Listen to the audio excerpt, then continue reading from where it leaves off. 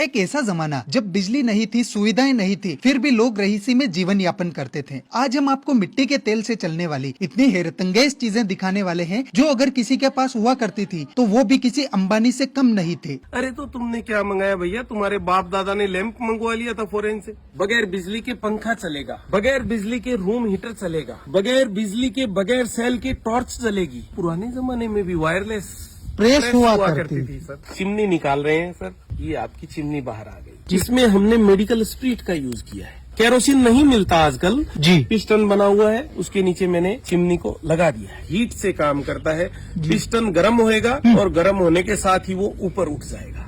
ठंड से बचने का भी साधन था उस जमाने में। बिल्कुल सिंपल कॉन्सेप्ट। ये यहाँ से केरोसिन डलेगा, 2 हैंडल है उठाने के लिए इसको, और यहाँ से आप देखेंगे कि इसमें बहुत बड़ी बत्ती लगी हुई है।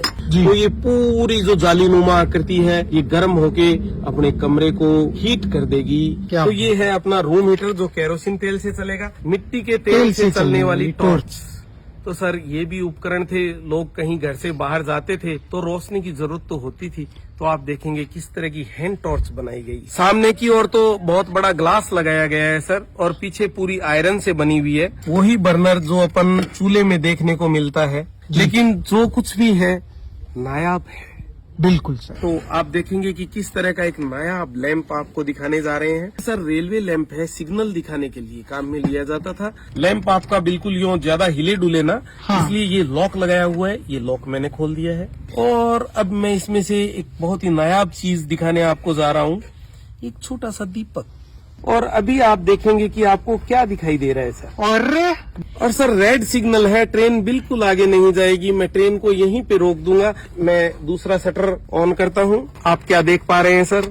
सिग्नल ग्रीन हो गया सर। ग्रीन हो गया है, तो ट्रेन को अब आने का रास्ता खुल गया है। ये देखिए, ये पूरा इस तरह से आगे लेके। दोस्तों इस तरीके का सिग्नल ना ही पहले आपने कभी देखा होगा कि उस जमाने में भी लोग फ्रीज का आनंद कैसे उठाते थे। ये अपना सर फ्रीज का टैंक आ गया, केरोसिन का टैंक। यहाँ से केरोसिन इसमें अपन डालेंगे।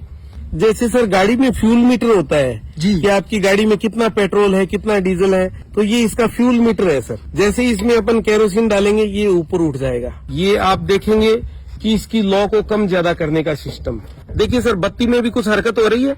बिल्कुल सर, यहाँ से ये फ्रीज के अपन टेम्परेचर को या फ्रीज के फंक्शन को ऑपरेट कर सकते हैं जी। तो अपन फ्रीज खोल के देखते हैं कि अंदर से कैसा है अपना फ्रीज। और ये मेरा फ्रीजर है सर। और इसको चिमनी को कैसे इंस्टॉल करेंगे तो अपन ये देखते हैं सर। ये नीचे का दरवाजा खुल गया है अपना जी। और आप देखेंगे कि इसके टायर लगे हुए हैं सर। ये देखिए, वाव, क्योंकि टैंक भरने के बाद में इसमें काफी वजन हो जाता है। ये देखिए सर, नीचे जाता जा रहा है अपना फ्यूल टैंक। ये मैं इसको लॉक कर रहा हूँ। ये लॉक कर दिया सर मैंने। फ्रीज के पीछे लगभग वही मैकेनिज्म है जो आजकल के फ्रीज को देखने को मिलता है। बगैर बिजली के कपड़े प्रेस भी होंगे सर। यहाँ से सर इसमें केरोसिन फिलअप होएगा, फिर अपन इसको बंद कर देंगे। ये पंप सिस्टम होगा। जैसे यहाँ पे नोजल लगे हुए हैं, जिनमें से कि केरोसिन बाहर आएगा तो उसको प्रेशर की जरूरत पड़ेगी।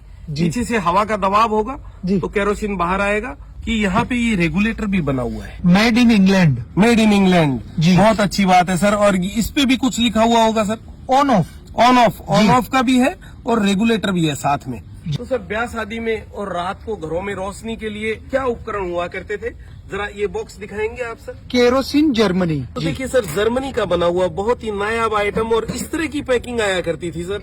अब प्लास्टिक युग आ गया, गत्ते का युग आ गया। ये यहाँ पे मीटर भी दिया हुआ है। और फिर इस लैंप को ब्याह शादी में किस तरह से यूज करते थे सर? इस तरह से यूं हाथ में लेके, और यहाँ पे फार्गो कंपनी का मेंटल लगता था एक, वो भी आपको दिखाएंगे। यहाँ पे लगता था और फिर ये इसका स्लो और लो, मतलब कम ज्यादा करने का सिस्टम है। मेंटल एकदम से फूल जाता था, और जो मेंटल कपड़े का होता था वो एकदम से सख्त हो जाता और रोशनी देने लग जाता था सर। क्या बात है। ये थी पुरानी तकनीक। फिर अपन देखेंगे सेकेंड वर्ल्ड वॉर के टाइम का केरोसिन ऑपरेट स्टोव। तो आप देख सकते हैं कि किस तरह से अपन इसके ऊपर बर्तन रख सकते हैं। यहाँ पे तो ये आ गया अपने स्टैंड, दोनों बर्नर यहाँ से ऑपरेट होंगे कम ज्यादा करने के लिए। ये यहाँ पे इसका पिस्टन। सर इस स्टोव की भी कैपेसिटी बहुत ज्यादा हुआ करती थी, आर्मी में यूज किया जाता था। बहुत से सैनिकों का खाना इस पे तैयार हो जाता था। दोस्तों कुछ टेक्निकल समस्या के कारण फिलहाल हम इस फैन को नहीं चला पाए, लेकिन नेक्स्ट वीडियो में हम आपको बिल्कुल इसको चलाकर भी दिखाएंगे। दोस्तों आप लोग कहाँ कहाँ से हमारे वीडियोस देखते हैं ये भी हमें बताइएगा। और सर बहुत बहुत धन्यवाद आपका, जो आज भी आपने इन पुरानी एंटीक चीजों को संग्रह करके रखा हुआ है। धन्यवाद। दर्शकों का भी बहुत बहुत धन्यवाद।